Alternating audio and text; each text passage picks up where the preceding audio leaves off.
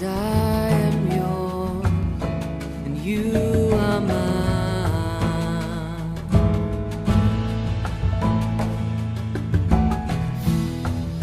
'Cause I am yours, you are mine. You are mine.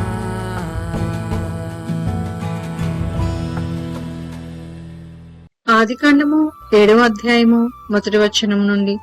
యెహోవా, ఈ తరము వారిలో నీవే నా ఎదుట నీతిమంతుడవై ఉండుట చూచితిని కనుక నీవును నీ ఇంటి వారును ఓడలో ప్రవేశించుడే. పవిత్ర జంతువులలో ప్రతి జాతి పోతులు 7ను, పెంటులు 7ను, పవిత్రములు కాని జంతువులలో ప్రతి జాతి పోతును పెంటియు 2ను, ఆకాశ పక్షులలో ప్రతి జాతి మగవి 7ను, ఆడవి 7ను నీవు భూమి అంతటి మీద సంతతిని జీవముతో కాపాడునట్లు నీ యొద్ద ఉంచుకొనుము. ఎందుకనగా ఇంకను 7 దినములకు నేను 40 పగుళ్లను 40 రాత్రులను భూమి మీద వర్షము కురిపించి నేను చేసిన సమస్త జీవరాశులను భూమి మీద ఉండకుండా తుడిచివేయుదునని నోవాహుతో చెప్పెను. తనకు యెహోవా ఆజ్ఞాపించిన ప్రకారము నోవాహు యావత్తూ చేసెను. ఆ జలప్రవాహము భూమి మీదికి వచ్చినప్పుడు నోవాహు 600 ఏండ్లు వాడు. అప్పుడు నోవాహును అతనితో కూడా అతని కుమారులను అతని భార్యయు అతని కోడండ్రును ఆ ప్రవాహ జలములను తప్పించుకొనుటకై ఆ ఓడలో ప్రవేశించిరి. దేవుడు నోవాహునకు ఆజ్ఞాపించిన ప్రకారము పవిత్ర జంతువులలోను అపవిత్ర జంతువులలోను పక్షులలోను నేలను ప్రాకు వాటన్నిటిలోనూ మగది ఆడుది జత జతలుగా ఓడలోనున్న నోవాహు నొద్దకు చేరెను. 7 దినములైన తరువాత ఆ ప్రవాహ జలములు భూమి మీదికి వచ్చెను.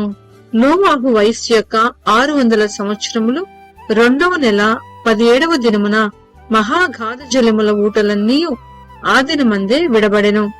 ఆకాశపు తూములు విప్పబడెను. 40 పగుళ్లను 40 రాత్రులను ప్రచండ వర్షము భూమి మీద కురిసెను.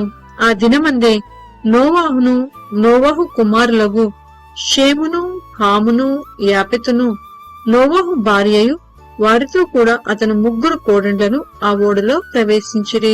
వీరే కాదు, ఆయా జాతుల ప్రకారము ప్రతి మృగమును, ఆయా జాతుల ప్రకారము ప్రతి పశువును, ఆయా జాతుల ప్రకారము నేల మీద ప్రాకు ప్రతి పురుగును, ఆయా జాతుల ప్రకారము ప్రతి పక్షియు, నానా విధములైన రెక్కలు గల ప్రతి పిట్టయు ప్రవేశించెను. జీవాత్మ గల సమస్త శరీరాలలో రెండేసి ఓడలోనున్న నోవాహు నొద్దకు ప్రవేశించెను. ప్రవేశించినవన్నీయు దేవుడు అతనికి ఆజ్ఞాపించిన ప్రకారము సమస్త శరీరాలలో మగదయు ఆడుదయు ప్రవేశించెను. అప్పుడు యెహోవా ఓడలో అతన్ని మూసివేసెను. ఆ జలప్రవాహము 40 దినములు భూమి మీద నుండగా జలములు విస్తరించి ఓడను తేలచేసినందున అది భూమి మీద నుండి పైకి లేచెను. జలములు భూమి మీద ప్రచండముగా ప్రబలి మిక్కిలి విస్తరించినప్పుడు ఓడ నీళ్ల మీద నడిచెను. ఆ ప్రచండ జలములు భూమి మీద అత్యధికముగా ప్రబలినందున ఆకాశమంతటి క్రిందనున్న గొప్ప పర్వతములన్నీ మునిగిపోయెను. 15 మూరల ఎత్తున నీళ్లు ప్రచండంగా ప్రబలెను కనుక పర్వతములను మునిగిపోయెను. అప్పుడు పక్షులేమి, పశువులేమి, మృగములేమి, భూమి మీద ప్రాకు పురుగులేమి, భూమి మీద సంచరించు సమస్త శరీరులేమి, సమస్త నరులేమి చచ్చిపోయేరి. పొడి నేల మీదనున్న వాటన్నిటిలోనూ నాసికా రంధ్రములలో జీవాత్మ సంబంధమైన ఊపిరిగలవన్నీయూ చనిపోయెను.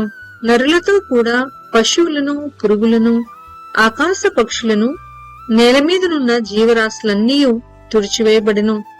అవి భూమి మీద నుండకుండా తుడిచివేయబడెను.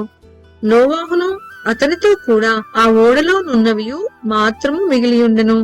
150 దినముల వరకు నీళ్లు భూమి మీద ప్రచండముగా ప్రబలెను. ఆదికాండము 8వ అధ్యాయము మొదటి వచనం నుండి. దేవుడు నోవాహును అతనితో కూడా ఓడలోనున్న సమస్త జంతువులను సమస్త పశువులను జ్ఞాపకము చేసుకొనెను. దేవుడు భూమి మీద వాయువు విసురున్నట్లు చేయుట వలన నీళ్లు తగ్గిపోయెను. అగాధ జలముల ఊటలును ఆకాశపు తూములను మూయబడెను. ఆకాశము నుండి కురియుచున్న ప్రచండ వర్షము నిలిచిపోయెను. అప్పుడు నీళ్లు భూమి మీద నుండి క్రమక్రమముగా తీసిపోవుచుండెను. 180 దినములైన తరువాత నీళ్లు తగ్గిపోగా 7వ నెల 17వ దినమున ఓడ అరారాతు కొండల మీద నిలిచెను. నీళ్లు 10వ నెల వరకు క్రమముగా తగ్గుచూ వచ్చెను. 10వ నెల మొదటి దినమున కొండల శిఖరములు కనపడెను. 40 దినములైన తరువాత నోవాహు తాను చేసిన ఓడ కిటికీ తీసి ఒక కాకిని వెలుపలికి పోవిడిచెను. అది బయటికి వెళ్లి భూమి మీద నుండి నీళ్లు ఇంకిపోవు వరకు ఇటూ అటూ తిరుగుచుండెను. మరియు నీళ్లు నేల మీద నుండి తగ్గినవో లేదో చూచుటకు అతడు తన యొద్ద నుండి నల్ల పావురమొకటి వెలుపలికి పోవిడిచెను.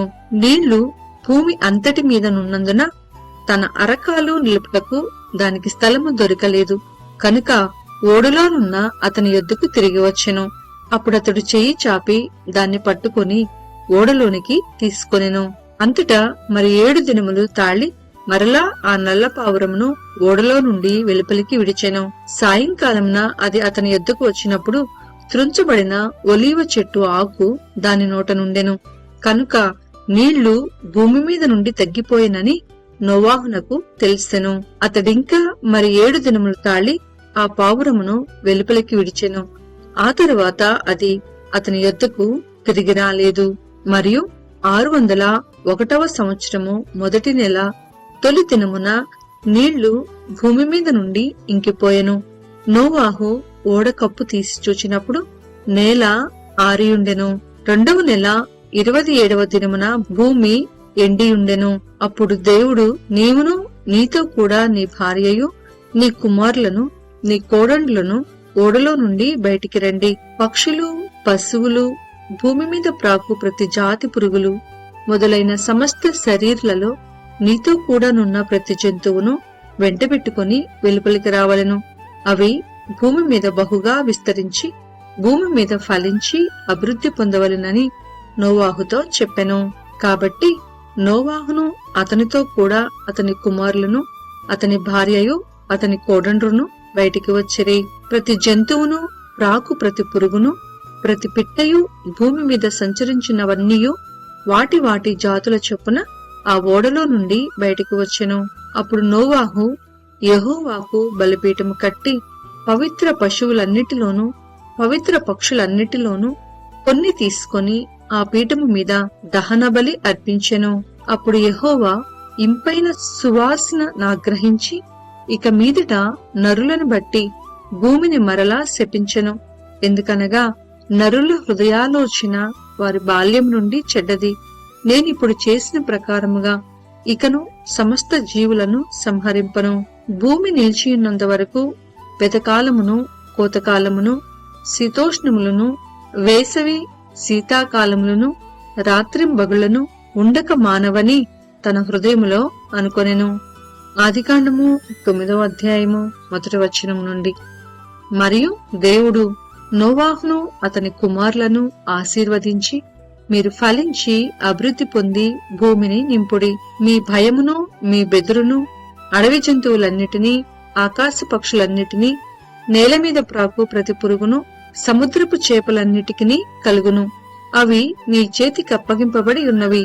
ప్రాణము గల సమస్త చరములు మీకు ఆహారమగును. పచ్చని కూర ముక్కలనిచ్చినట్లు వాటిని మీకిచ్చియున్నాను. అయినను మాంసమును దాని రక్తముతో మీరు తినకూడదు. రక్తమే దాని ప్రాణము.